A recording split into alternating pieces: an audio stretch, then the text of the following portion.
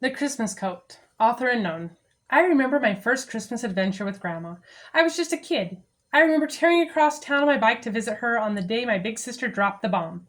There is no Santa Claus, she jeered. Even dummies know that. My grandma was not the gushy kind, never had been.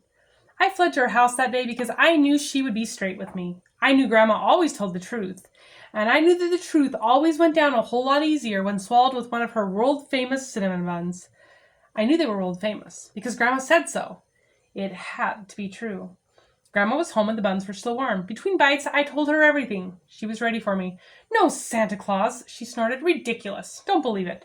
That rumor has been going around for years, and it makes me mad. Plain mad. Now put on your coat and let's go. Go? Go where, Grandma? I asked. I hadn't even finished my second world famous cinnamon bun. Where? Turned out to be Kirby's General Store, the one store in town that had a little bit of just about everything. As we walked through his stores, Grandma handed me $10. That was a bundle in those days. Take this money, she said, and buy something for someone who needs it. I'll wait for you in the car. Then she turned and walked out of Kirby's. I was only 8 years old, and I'd gone shopping with my mother, but never had I shopped for anything all by myself. The store seemed big and crowded, full of people scrambling to finish their Christmas shopping. For a few moments, I just stood there, confused, clutching that $10 bill, wondering what to buy and who on earth to buy it for. I thought of everybody I knew, my family, my friends, my neighbors, the kids at school, and the people who went to my church. I was just about thought out when I suddenly thought of Bobby Decker. He was a kid with bad breath and messy hair, and he sat right behind me in Mrs. Pollock's grade 2 class. Bobby Decker didn't have a coat. I knew that because he never went out to recess during the winter. His mother always wrote a note telling the teacher that he had a cough, but all we kids knew that Bobby Decker didn't have a cough. He just didn't have a good coat. I fingered the $10 bill with growing excitement. I would buy Bobby Decker a coat. I settled on a red corduroy one that had a hood to it. It looked real warm, and he would like that.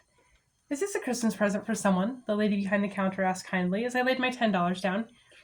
Yes, ma'am, I replied shyly. It's for Bobby. The nice lady smiled at me as I told her about how Bobby really needed a good winter coat. I didn't get any change, but she put the coat in a bag, smiled again, and wished me a Merry Christmas. That evening, Grandma helped me wrap the coat. As she did, a little tag fell out of the coat, and Grandma tucked it in her Bible.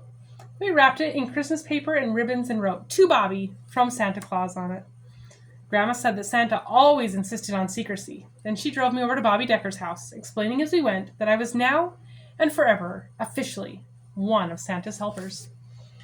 Grandma parked down the street from Bobby's house, and she and I crept noiselessly and hid in the bushes by his front walk. Then Grandma gave me a nudge. "All right, Santa Claus," she whispered. "Get going." I took a deep breath, dashed for his front door, threw the present down on the step, pounded on his door, and flew back to the safety of the bushes and Grandma. Together we waited breathlessly in the darkness for the front door to open. Finally it did, and there stood Bobby. 50 years haven't dimmed the thrill of those moments spent shivering beside my grandma in Bobby Decker's bushes. That night I realized that all those awful rumors about Santa Claus were just what Grandma said they were. Ridiculous. Santa was alive and well, and we were on his team. I still have the Bible and the coat tag tucked inside. $19.95.